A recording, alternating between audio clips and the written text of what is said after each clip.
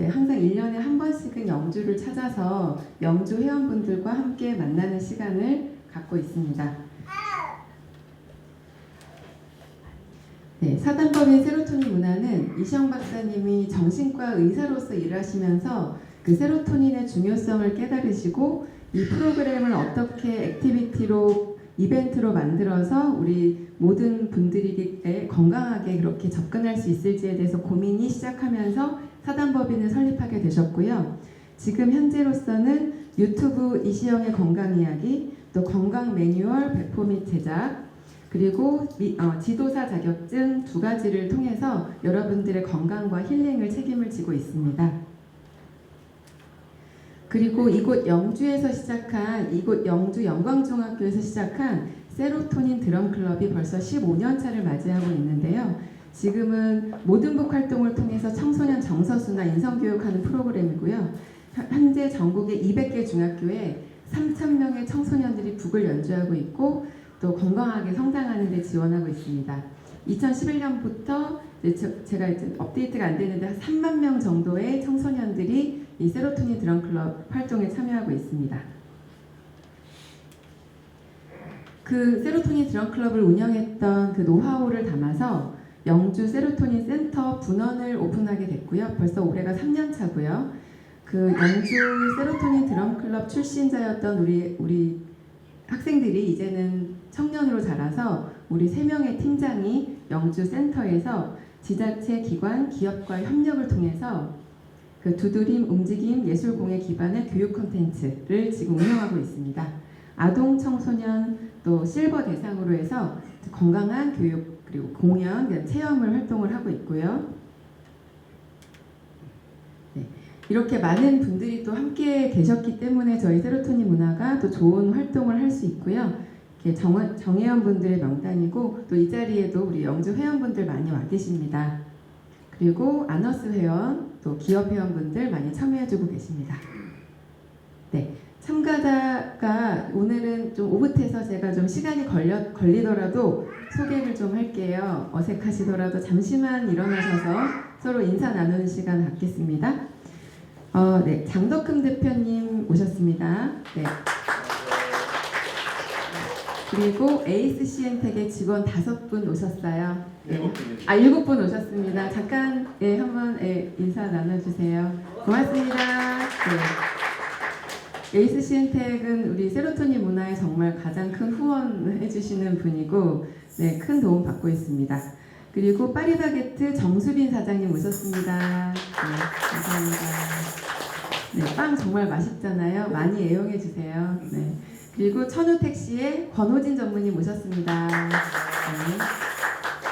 그리고 무용가시죠. 기련무용단의 허희숙 대표님, 저 뒤에 분홍색 예쁜 원피스 입으신 분, 네, 반갑습니다.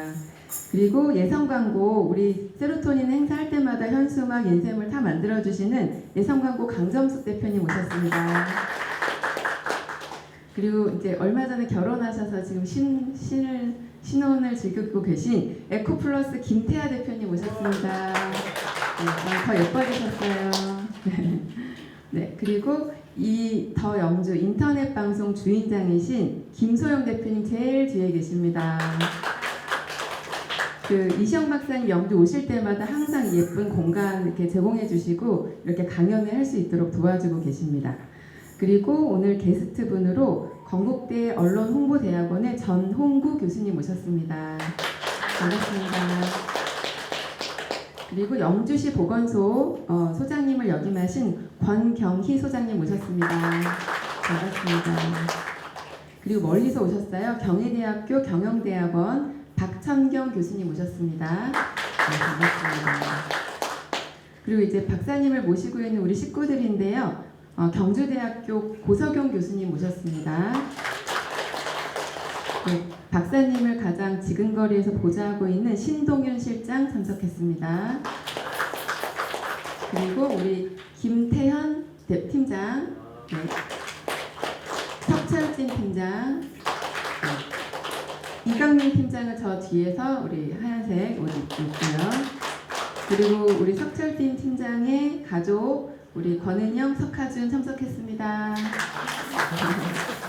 가장 최연소 참석자. 혹시 제가 인사 못 드린 분은 소개 안 한 분 없지요? 네, 알겠습니다. 그럼 참가자 소개. 세로토닌 회원이 된 것을 환영합니다. 영주를 갖고 보지만 세로토닌 회원이 이렇게 따로 모여가지고 이야기해보기 처음인 것 같습니다. 그렇죠? 예.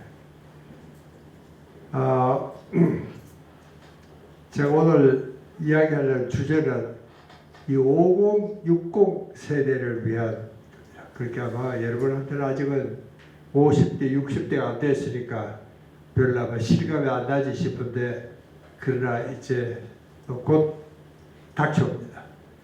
이렇게 50대, 60대가 어떤 사람이냐, 제가 오늘 그 이야기를 잠시 좀 드리고, 우리가 이 100세 인생을 정말 이거는 우리 역사상 처음입니다. 세계 어디에도 100세 인생을 살아본 사람은 없고 또 그런 사회가 된 적도 없었습니다. 그럼 어떻게 하면 정말 이 100세 인생을 잘 살아갈 수 있겠는지, 그래 지금부터 우리가 준비를 해야 됩니다. 이 준비 없이 100세를 맞으면 참으로 불쌍합니다. 제가 이제 올해 92입니다. 우리 나이로. 오지 마시고 내가 괜히 창피하게 나이면. 우리 동기들을 보면은 참 딱한 친구들이 많아요. 나도 그 중에 하나지만 아무런 준비가 없는 겁니다. 그리고 이제 나이는 90이 넘었는데 할 일도 없고, 첫째는 이제 여러분 그때 내가 뭐가 제일 서러울 것 같습니까? 나이 90이 돼서 정말 내가 90 인생을 어떻게 맞이해야 할 것인가 하는 준비가 안 된 사람들은 제일 첫째 돈입니다. 여러분 나이가 들어서 돈 없으면 정말 서럽습니다. 요즘 우리 애들이 얼마나 약한지 세뱃돈도 적게 주면 오직 세배나 나이잖아요. 나쁜 놈들. 이게 돈이 좀 있어야 됩니다. 이걸 이제 잘 모아놔야 돼요. 그 다음에 둘째는 뭐냐면 건강입니다. 건강하지 않으면 이제 문제가, 정말 서러운 문제가 생기고, 이제 셋째는 이 고독이라는 문제입니다. 저도 이제는 아주 친한 친구, 정말 나한테는 없어서는 안 될 절친이 3사람이 있었어요. 내가 이름들 때문에 그 어려운 의과대학을 졸업하고 내가 학교를 다닐 수 있었던 것은 이름들 덕분이었습니다. 근데 이름들 다 죽었어요. 이제는 아무도 없어. 그래서 대구 가면은 뭐 하늘이 텅 빈 것 같은 그런 느낌이 들기도 하고, 우리가 지금 서울에 있는 우리 경북고등학교, 제가 경북고등학교 1회 출신입니다. 1회 동기들이 이제 여기저기 세 그룹이 만납니다. 한 그룹은 바둑 두는 그룹이 있고, 한 그룹은 산에 다니는 상군들이 있고, 그 다음에 내가 속해 있던 그룹은 좀 시끄러운 그룹입니다. 이것들은 별 실속도 없이 입만 시끄러운 친구들이. 근데 우리 그룹이 제일 커요. 7사람 뿐입니다. 저쪽에는 3사람씩이에요. 그게 지금 서울에 그 전에 한 300명 살았던 친구가 지금 한 10명, 이야기로는 한 20명은 넘어요. 그런데 연락이 안 되는 겁니다. 연락이 안 되는데 여러 가지 이유가 있습니다. 건강상 문제가 있을 수도 있고, 혹은 또 돈이 없어도 못 나오는 겁니다. 지금도 모여서 점심을 사야 되는데 이 점심값이 없는 겁니다. 그리고 이제 건강이 나빠서 나올 행패에 못하는 친구들도 물론 있고, 그래도 나오는 친구들은 어떤 친구들이 지금까지 살았느냐, 그러니까 가만히 보니까 학교 다닐 때 별 볼일 없던 친구들이야. 조용한 친구들이고, 첫째는요, 체구가 작아. 그 중에서 내가 제일 커. 체구가 자꾸만 친구들이 이게 오래 살더라고요. 그 누가 제일 먼저 죽느냐면 소위 학교 다닐 때 짱들이 제일 먼저 죽더라고요. 이 조국 가지고 돌아다니는데.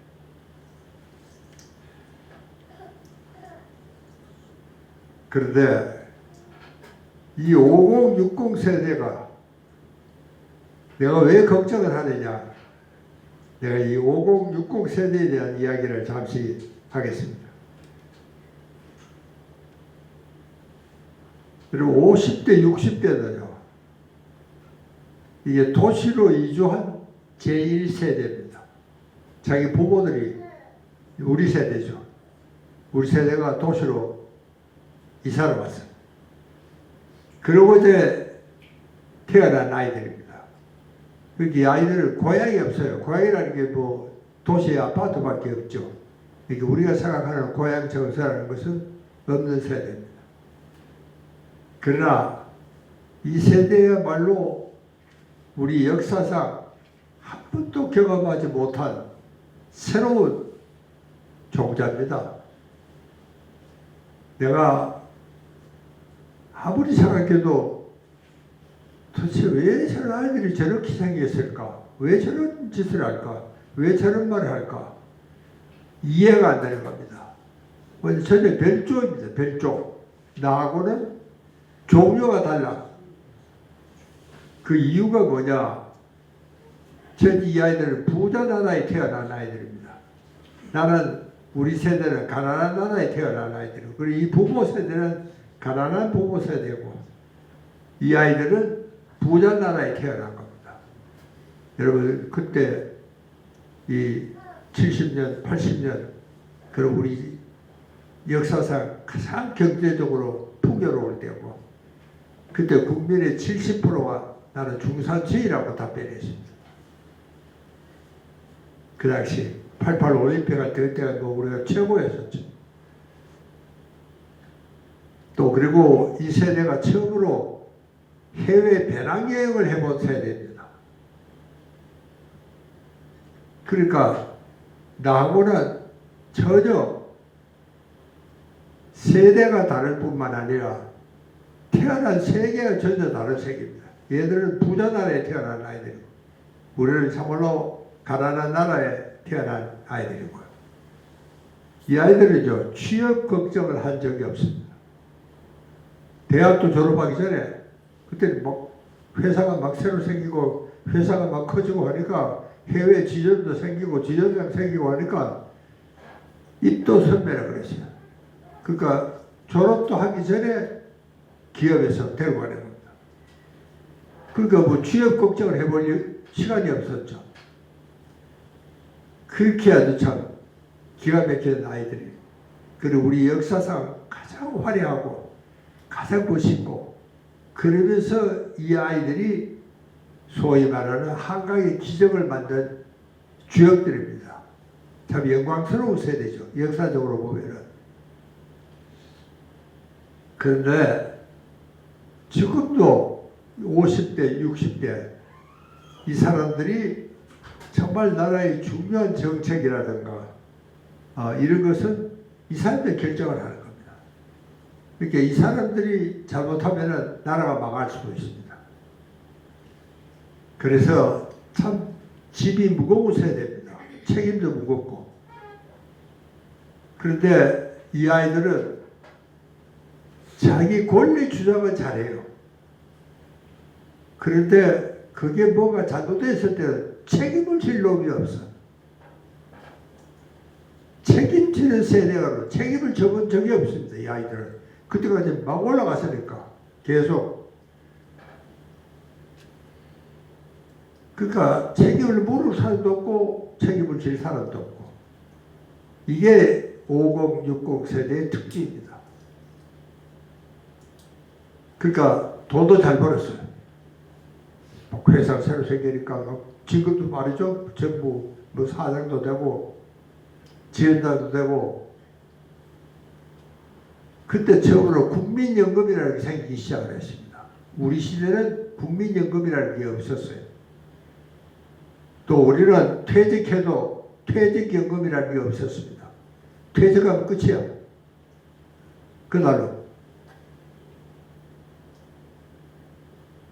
그런데 이 세대는 책임을 질지도 모르지만 굉장히 짐이 무겁습니다. 나라를 책임을 져야 되는 사람들이야. 이 사람들이 뭔가 정책을 잘못하면은 나라의 경제가 흔들립니다. 나라의 기반이 흔들리죠. 이런 아주 심각한 문제가 생기는 것이 이 세대의 특징입니다. 그러면서 이 세대는 아직도 나이가 정말 많은 80 후반, 90대 부모들을 아직도 봉양을 할 세대입니다. 이 세대는요, 굉장히 화려하고 멋있는 세대이기는 하지만, 그래서 매스컴에서 낀 세대다, 그렇게 이야기합니다. 또, 그리고 이 세대들은 아이가 이 자녀에 대한 의무감이 엄청 큽니다. 집이 많아요. 대학 졸업한다고 끝나는 게 아닙니다. 석사 해야 되고, 박사 해야 되고, 해외 유학 가야 되고, 또 장가를 가고 시집을 가더라도 그냥 가는 게 아니에요. 뭐 다 내줘야 됩니다. 집까지 사줘야 돼. 그러니까 이 세대는 돈도 잘 벌고 화려한 세대이긴 하지만 또 굉장히 집이 무겁습니다. 위로는 노부모 모셔야 되고 밑으로는 40대에 아직도 자기 부모하고 같이 사는 세대가 60%입니다. 40대에 아직도 독립을 안 한 겁니다. 이런 미국은요, 잘났든 못났든 고등학교 졸업하면 집을 떠나야 돼요. 지가 가서 뭘 하든 그 자기 지책임이에요. 대학을 가더라도 그렇고. 그러나 이 한국의 이 아이들은 완전히 부모 밑에 아직도, 그래서 캥거루족이라 그러죠. 캥거루가 여기 새끼를 안고 가듯이. 그 세대를 또 책임을 져야 됩니다. 이렇게 위로 부모를 봉양하고, 밑으로는 이 결혼하지 않는 미성년들이죠. 이런 세대가 50, 60 세대입니다. 여러분, 여러분들도 아마 그랬을 거예요. 저도 내가 90까지 살 줄을 몰라서 한 번도 그런 생각을 해본 적이 없습니다. 그래서 이제는 70이 때가 되니까, 그때는 이제 나는 그래도 의사니까 또 돈도 좀 모아놓고, 이제 내 딸에는 이제 이 정년 준비도 해야 되고, 그때는 내가 요소도 이제 썼는데도 자기 기증도 좀 하고, 너도 그 다음에 신체 기증도 하고, 또 내가 조그만 NGO 운동을 하고 있는데, 그것도 이제 내가 좀 보태기도 하고, 이렇게 했는데, 나는 그게 지속이 될 줄 알았어요. 그런데 80대가 지나 90대가 돼도 안 죽는 겁니다, 이게 내가. 그럼 안 죽기만 하면 다행인데, 어디에는 성한 데가 없습니다. 나는 눈이어도 안경 껴야 되고, 귀로도 보청기도 껴야 되고, 이빨도 시원찮고, 어느 하나가 성한 데가 없습니다. 허리가 아파서 디스크 때문에 지팡이 짚고 다녀야 되고, 무릎도 아프고, 발목도 아프고, 발도 아프고. 내가 장기 기증을 하려고 해도 다 따라 없어지고, 장기 기증을 할 것도 없어.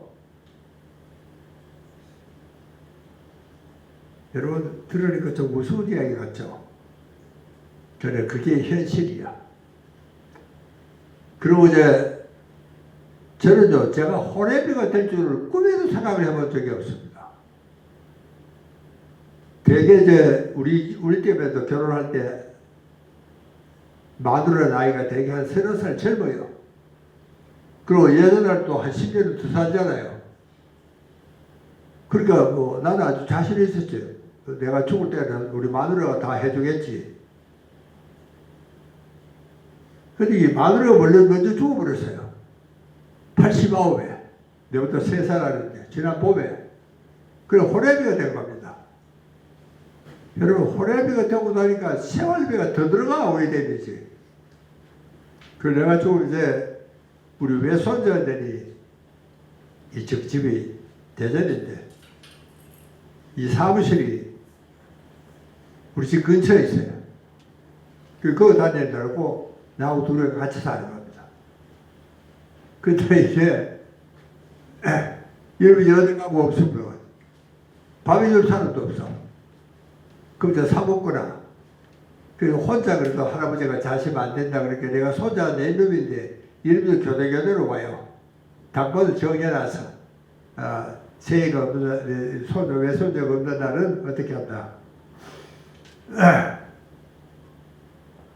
자, 여러분 그러니까 우리가 이렇게 장수할 줄은 난 꿈에도 생각을 못한 겁니다. 여러분 보니까 내가 얼마까지 살 것 같습니까?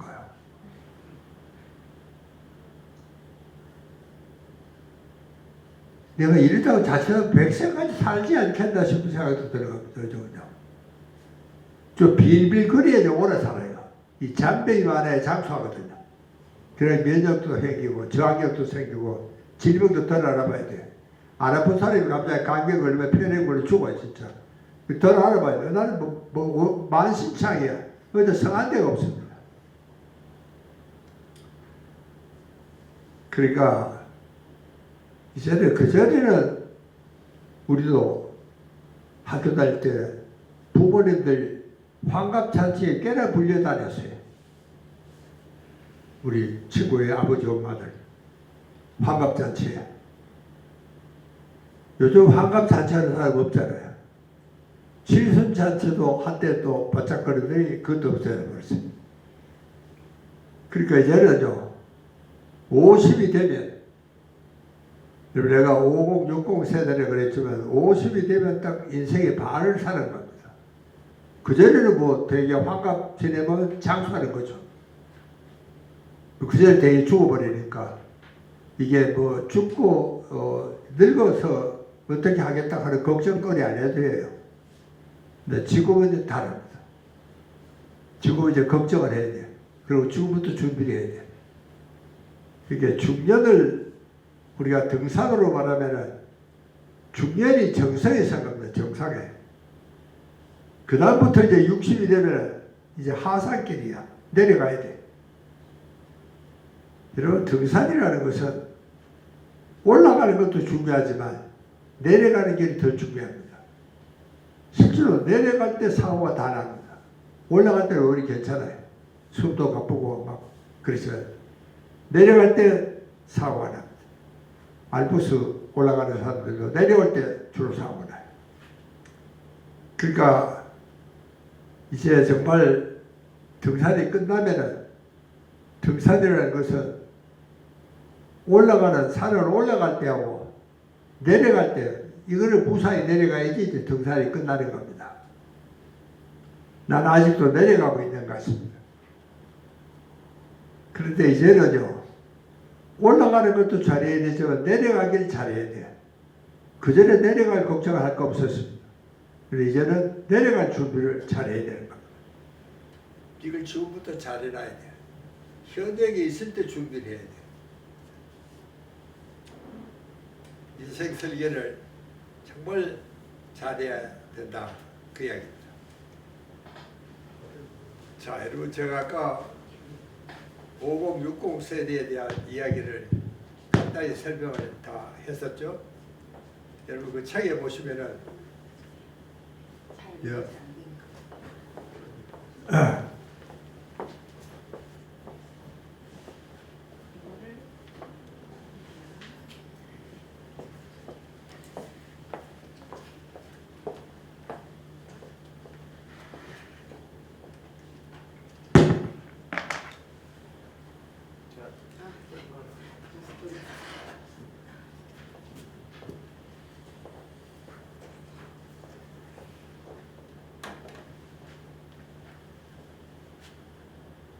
됐습니다.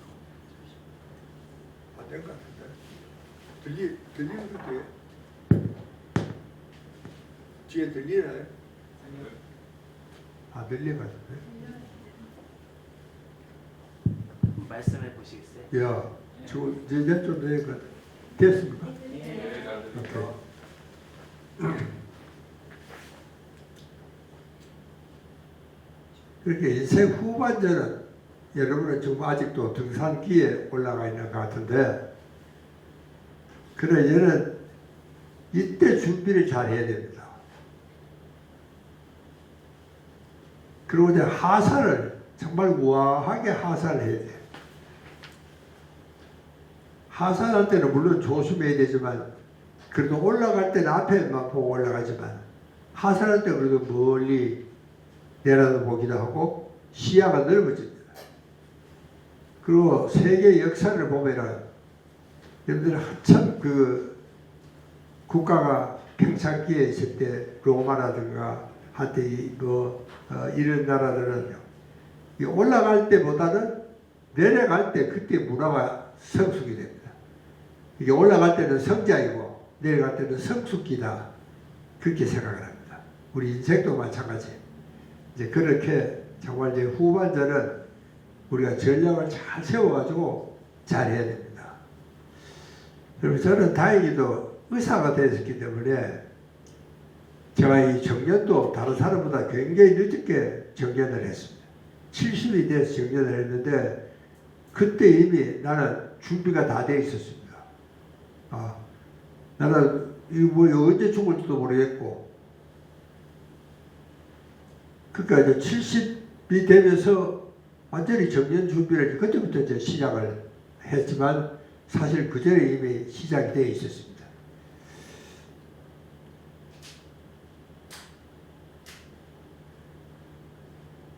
준비 없이 우리가 하산을 한다. 또 준비 없이 우리가 정말 80, 90을 만든다 하는 것은 정말 우리 동료들 보면 정말 불쌍한 사람들이 굉장히 많습니다. 근데 나는 그래도 의학 공부를 했으니까 굉장히 정년이 길었습니다. 그리고 정년 후에도 여러분 오늘 내가 이런 이야기를 할 수 있는 것도 내가 아마 의학 공부를 했기 때문에 좀 재수가 있었죠. 나는요, 참 재수가 있는 놈이다. 정말 내만큼 재수 있는 놈이 없습니다. 난 실력은 없어. 깡통이야. 그래도 시험을 치면 잘 쳐요 또. 그때는요, 주관식 시험이었습니다. 논술 시험. 그게 요즘 같이 아마 OX 시험 쳤으면은 난 아마 못 됐을 거야. 그때 이제 주관식 시험이니까, 논술 시험이니까 많이만 쓰면은 선생님이 불쌍해서 몇 점 줘요. 근데 그거 가지고 내가 정말 그럭저럭 이렇게 이제 견뎠는데, 나는 지금도 현역 못지않게 바쁘게 살습니다. 그게 왜냐면은 계속 공부를 하고 책을 씁니다. 이번에 여러분 그 책이 지금 몇 번째쯤 제가 쓴 책 같습니까? 책 받았나요? 책을 안 받았구나, 지금. 예, 요번에 쓴 책이 그게 아마 125번째가 6번째가 아마 그쯤 될 거예요. 여러분 뭐 깜짝 놀라겠죠. 여러분의 처녀작이 50살 때 쓴 책이 처녀작입니다. 그래 처음 써봤어. 그것도 디스크 때문에 허리가 아파서 출근도 못하는 겁니다. 집에 들어누워 있었어. 할 일이 없어서 기적거린 게 그게 정말 초 베스트셀러가 됩니다. 혹시 읽어보셨는지 모르겠습니다. 여기 아까 우리 선생님은 몇 장으로 사업 시작하는 저 책을 학생들한테 읽으라고 권했다 그래서 정말 고마운데, 그때 내 인생이 완전히 바뀐 것 같습니다. 50대에 처음 쓴 겁니다. 그게 처녀작이야. 그게 베스트셀러가 되고,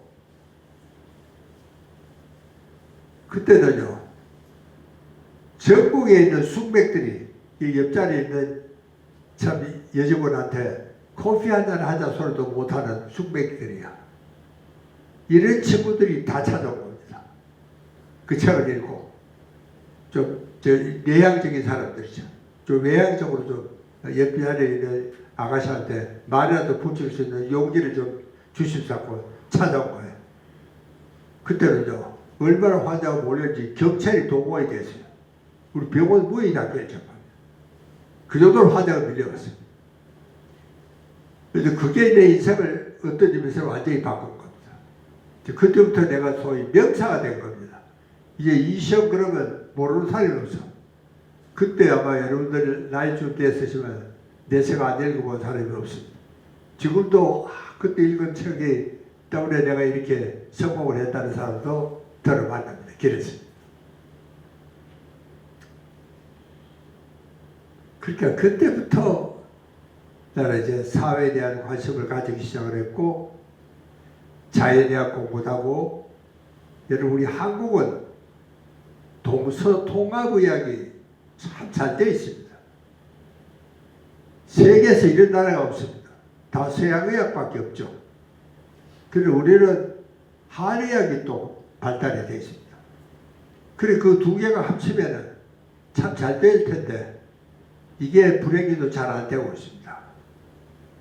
동양의학과 서양의학은 너무나 서로가 싸우기도 하고 서로가 무시하기도 하고 서로가 배우려고 그러지는 않습니다.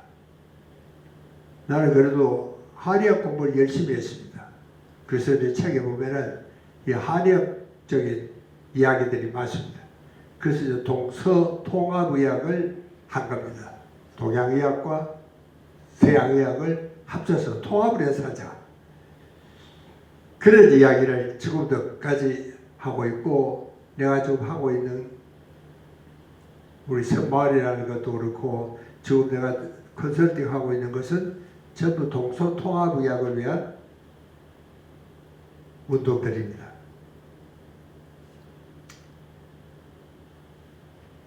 자, 제가 아까 늙으면 돈이 있어야 되고 건강해야 되고 그 다음에는 고독에 대한 대비가 있어야 된다. 이게 참 중요한 것 같습니다. 우리 친구들 제가 아까 그랬죠. 친하게 만나서 점심 먹는 친구들이 7명이야.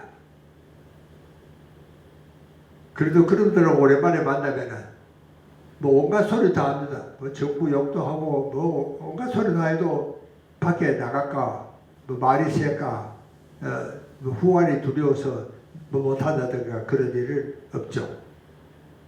그렇게 전부 툭 털어놓고 이야기할 수 있는 친구가 있다는 것도 참 소중한 시간이다. 저는 그렇게 생각을 합니다. 근데 우리가 제가 왜 이 고독이라는 문제를 자꾸 걱정을 하냐면은 현실적으로 우리가 지금 혼자 사는 사람이 33%입니다. 이제 50년이 되면은 거의 둘 중에 하나는 혼자 사는 사람입니다. 여러분들 중에도 아직도 결혼 안 한 사람이 있을지도 모르겠는데 저는 혼자 사는 사람도 그 왜 그러냐고 물어보니까 뭐 위에다 보니 그리 됐다는 겁니다. 꼭히 무슨 철학이 있었다거나 그런 사람도 아주 드물게 있습니다. 자기는 혼자 산다. 그렇지 않고 뭐 위에다 보니 뭐 이렇게 됐다. 그 지금도 좋은 사람 만나면 결혼하겠다는 겁니다. 나이 뭐 40, 50이 넘어가는데도 불구하고 여러분 이게 혼자 산다는 것은 지금은 자유로워 좋습니다. 제게 물어보기에 자유롭다는 겁니다. 마누라하고는 전혀 다른 환경에서 자란 사람들끼리 한 집에서 피부를 맞대고 산다는 게 참 쉽지가 않습니다. 그래서 부부싸움도 하고 이혼도 하고 뭐 그러잖아요. 별것도 하고. 그런데 혼자 살면 그런 눈치 저런 눈치 볼 것도 없습니다.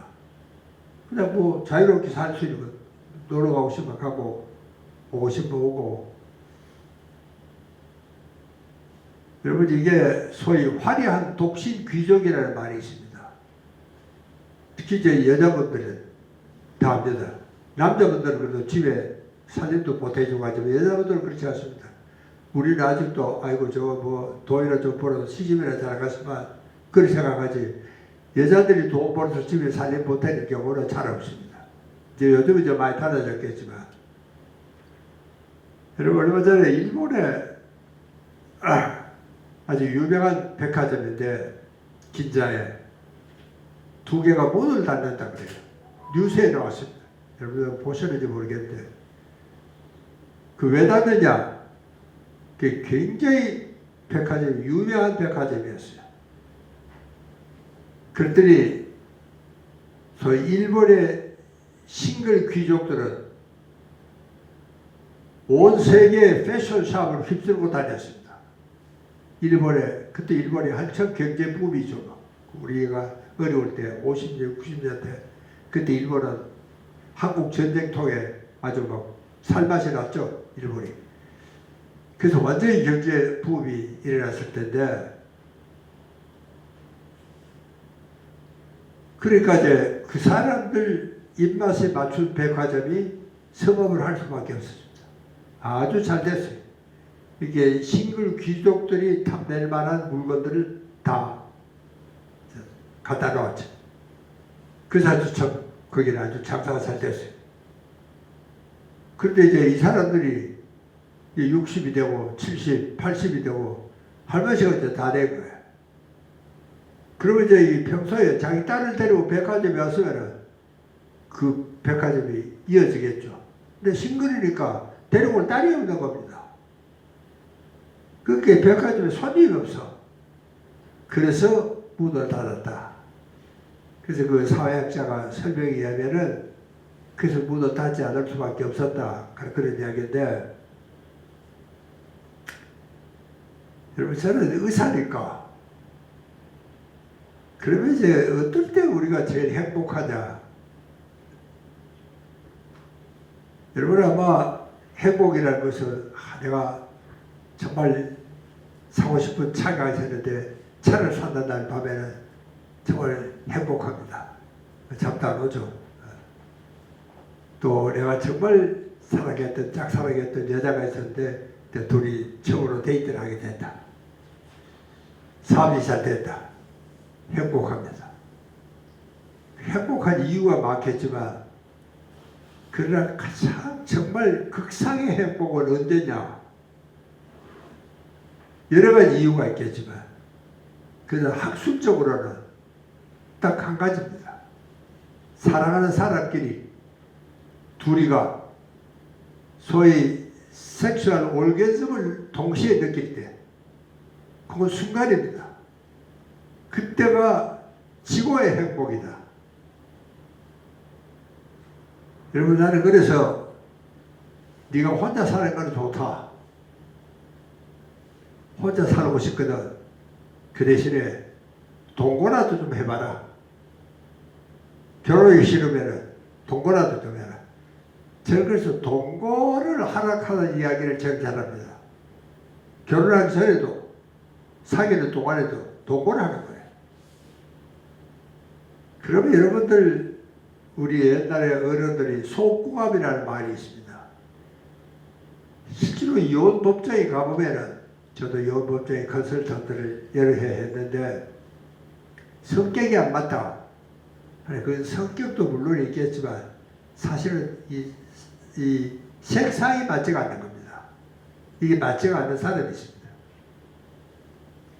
그러니까 동거를 해보면은 이건 뭐 여자로서 남자로서 이건 안 되겠다. 바꿔 탈 수가 있잖아요.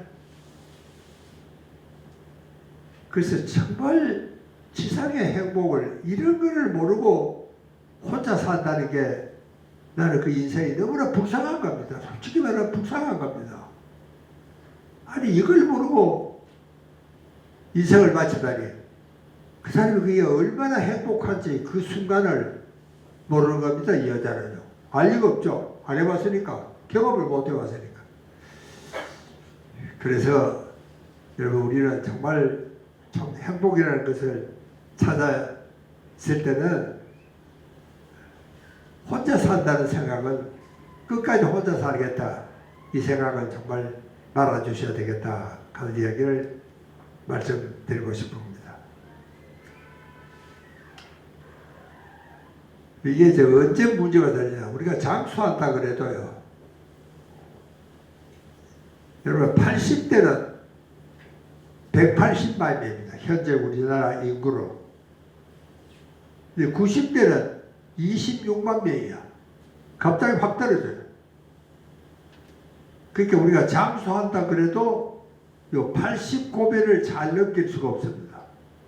80 후반을 건강하게 그래도 사람 행세를 할 수 있을 정도로 건강하고 돈도 좀 있고 그렇게 넘어가야지 이게 정말 행복한 다복한 인생을 살 수가 있다. 그런 이야기입니다. 그러니까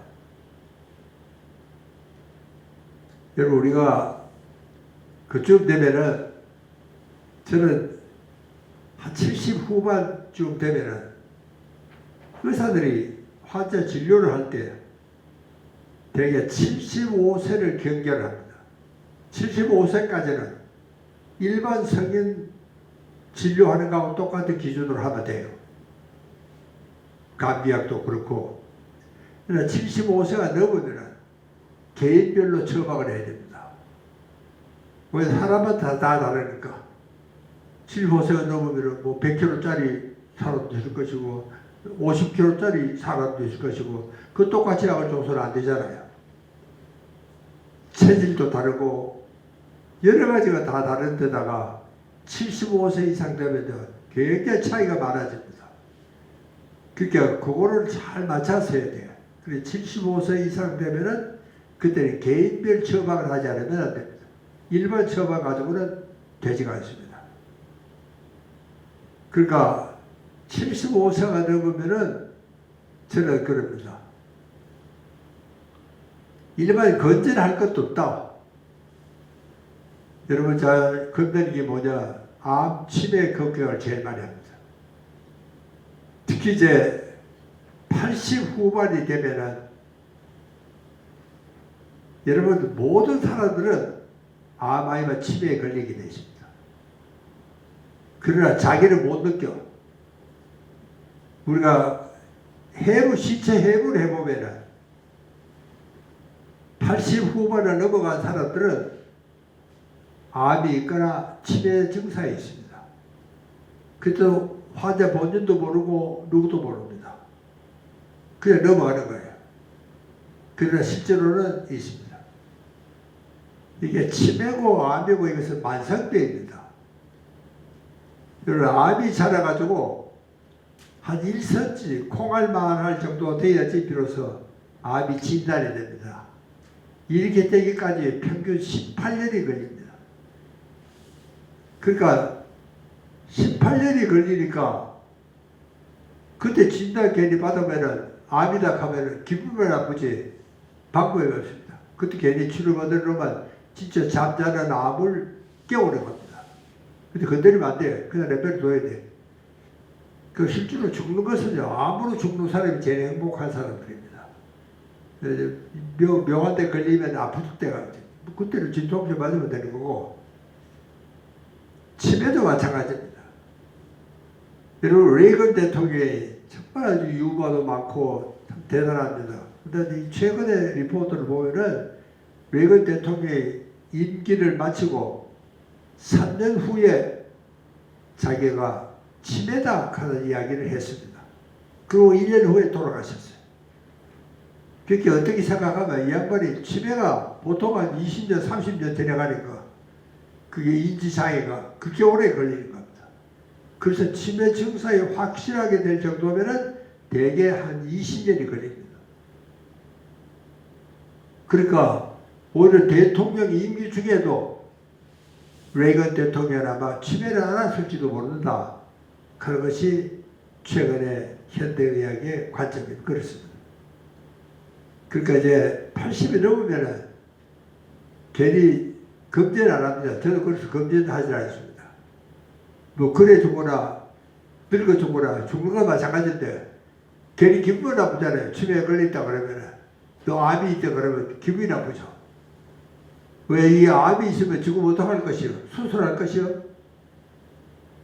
그러면 정말 잠자고 있는 사자를 깨우는 겁니다.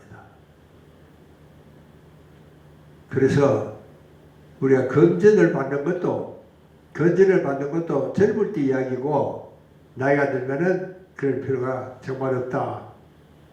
그 이야기입니다.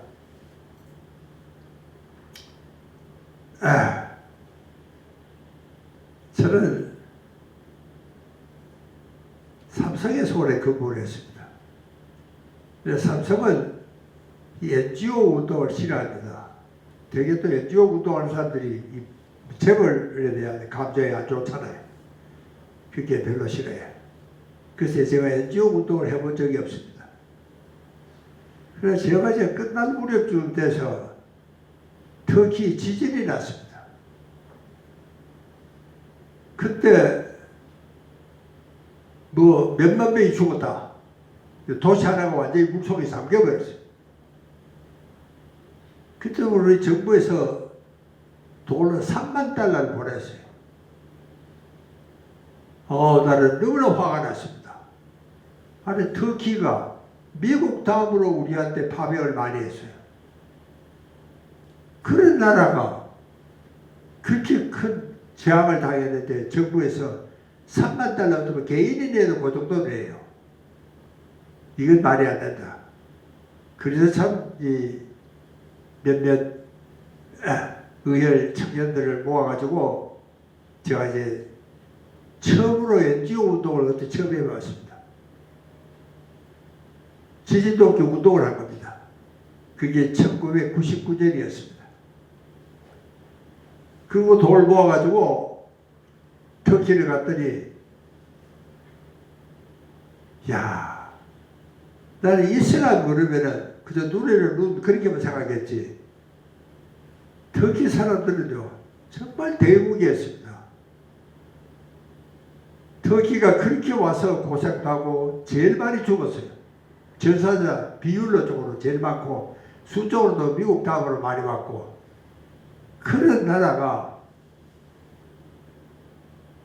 그런 공격에 빠졌는데 정부에서 3만 달러 보내고 지금까지 한 번도 한국의 대통령이나 국회의장이나 누가 거기 가서 땡큐 소리를 안 했다는 겁니다. 이거는 있을 수 없는 이야기지. 나라의 체면이지. 대통령이 만날 그 불란서 독일 유럽 방문하면 터키 하늘을 날아갑니다. 그래서 거기 아무도 안 가봤다는 겁니다. 우리나라 수반이 누구도 터키에 가서 인사를 한 적이 없어. 나는 그 이야기를 듣고 너무 화가 났습니다. 그래서 내가 정말 그때 모아가지고 돈을 모아서 우리나라에서 3만 달러를 보냈을 때 우리가 100만 달러를 모으고 그랬어요. 그게 우리 한국의 온 국민이 모금 운동한 것은 처음이었습니다. 그래서 우리가 갔더니 여러분, 우리 같으면은 아마 우리하고 국교 단절을 해도 아마 몇 번을 했을 거예요. 근데 한 번도 터키에는 우리한테 그런 불만을 한 적이 없습니다. 유엔에서 투표할 때도 항상 우리 편이고, 이게 제국을 경영해본 관록이 있는 나라가 그런 게 다르구나. 우리는 너무 좋아. 그래서 나중에 내가 그때 김대중 대통령 시절이었습니다. 카카, 어떻게 3만 달러를 보낼 수 있습니까? 내가 물어봐서, 진짜 물어봐서 대답을 하게 기회가 있었는데, 그때 돈이 없었대요. 이게 외국에 보내주는 돈도 딱 제한되어 있는 겁니다. 국회에서 얼마를 보내라. 돈이 없었대요. 그래서 그렇게 인색하게 됐다고 하고 이야기를 내가 들었는데, 그래, 이거는 나라의 체면이 이래가지고는 안 된다. 그래서 그 후로는 정말 나중에 또 터키가 우리나라 월드컵 때 시합을 왔어요. 그 우리가 정말 유니폼 맞춰 입고 응원도 하고, 그래서 저 터키가 완전히 다 풀렸습니다. 그러니까 그때까지는 나라죠. 명색이 그래도 한국의 리더라 하는 사람이 외국에 대한 개념이 없었어요. 참 우물한 깨구리였어요. 내가 가본다는 그큰 도시 파리다 런던이다 그런 데서 학회 갈 때 그래서 합식하는 거 그거밖에 없었어요.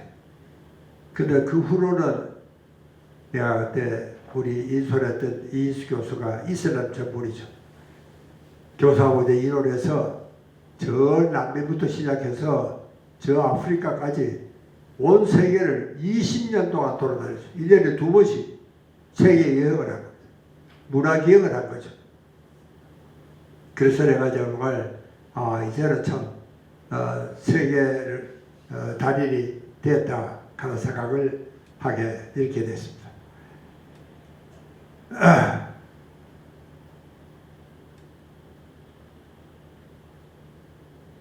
일본에 제가 자주 갑니다. 그게 왜 가냐면은 책을 사러 갑니다. 우리나라는 일본 책을 파는 데는 교보문고, 광화문 교보문고밖에 없어요. 그것도 광화문밖에. 다른 데는 일본 서적이 없습니다. 근데 그것 가지고는 내가 도저히 충족이 안 돼서 일본에 책 사러 자주 갑니다. 또 일본에 또 같이 연구를 하고 이 곤도 사장은 내보다 나이가 1살 젊어요. 이게 지난 봄에 찍은 사진. 지금도 보면 처녀 같아요. 이 친구는 뭐냐면 나이는 자기가 정하는 거다. 하는 것이 이 친구의 소신이 그랬습니다. 그리고 참 내일을 아주 잘 봐줍니다. 지금 세계 영향력이 있는 백인 여성 중에 하나로 선택이 됐습니다. 친구는 청소년 상담을 해주는 자원봉사자입니다. 300명 월급을 줘야 돼요. 300명. 자원봉사를 하는데 자기는 자원봉사고 그 사람 월급을 줘야 되니까. 그러니까 정말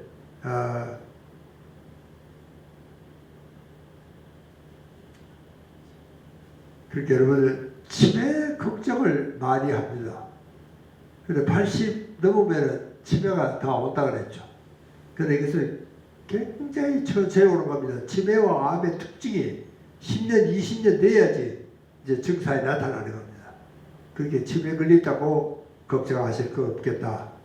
그 대신에 이제 정말 계속 머리를 쓰면은 우리가 머리는 이 대뇌 가소성이 있습니다. 대뇌를 계속 발전하게 되어 있습니다. 내가 지금도 책을 쓰면 책을 쓴다고 하면 그냥 쓰는 게 아니잖아. 여러 문헌들을 비교를 하고 공부도 하고 해야 됩니다. 그렇게 나는 이 치매로 나는 걱정을 안 합니다. 아마 오고 있는지는 모르지. 그러다는 별로 걱정을 안 하게 되어 있습니다. 이렇게 노쇠도 정말 열심히 운동을 좀 열심히 하시면은 노쇠 현상도 오지 않습니다.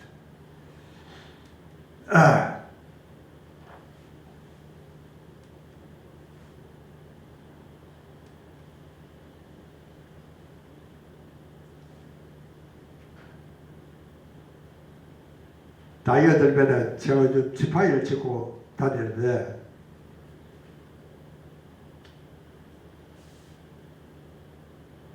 요즘 농촌일기라는 그 프로그램을 내가 자주 보는데 저 산골에 있는 사람이 영감님이 자기 차도 운전도 못하고 가니까 그 마을 사람이 저 시내에 내려가면 이 사람아 날 좀 대어주게 그거 이제 참 타고 내려가고 올라가고 그렇게 하는데 그게 이게 나이가 들면 도움이 필요할 때 청할 수 있어야 됩니다.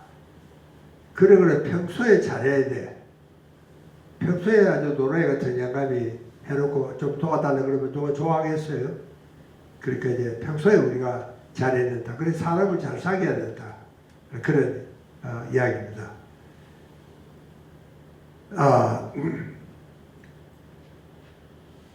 그럼 정의라는 말은 영어로는 딱히 없습니다. 그렇다고 미국 사람이 정의 없는 건 아닙니다. 있어. 그래도 정의라는 말이 따로 있지는 않습니다. 우리처럼 인정. 참 우리는 인정이 넘치는 문화입니다. 특히 이제 이 영주는요. 여러분 영주는 특징이 세 가지가 있습니다. 여기는 천년 사찰이 많습니다. 이렇게 불교 문화가 여기 있습니다. 그 다음에 여기는 선비 문화가 여기 있습니다. 유교 문화. 그 다음에 여기는 인정 문화가 있어요. 산골에 가면은 사과가 정말 밭에 길에 주룩주룩 담장도 없이 흩어져 내려와 있어요. 지나가다 따먹어도 돼. 서울 사람들 그거 보면 기적을 하는 거예요. 와, 이런 데도 있구나. 그러니까 이제 우리도 영주를 정말 그런 세 가지 특징을 우리가 잘 살리는 그런 도시로 우리가 만들어야 되겠다. 그런 생각이 있어서 저는 영주를 아주 자주 오고, 특히 영주에 처음 오면은 아주 귀한 손님이 있습니다. 우리 장덕헌 회장이 여기서 기업을 해서 그렇지, 정말 이렇게 많은 분들을, 회원들을 가입하고, 이제는 우리가 영주가 이 본부처럼 되어버렸어요. 세로토니의 본부가 영주처럼 되어버렸습니다. 그래서 정말 감사하고, 우리 올 적마다 또 자기 안방처럼 내놓는 우리 회장님 정말 감사합니다. 김 대표 고맙습니다. 그리고 바쁘신 시간 중에 이렇게 좋아져서 제가 오늘 이야기가 뭐 앞뒤 뒤소가 없게 되어버렸지만, 그래서 우리가 이제는 좀 잘 늙어야 되겠다 하는 이야기를 여기서 정말 노인 문화가, 고령자 문화가 잘 생겨나야 되겠다 하는 이야기를 말씀을 드리고 제 이야기를 마치겠습니다. 감사합니다.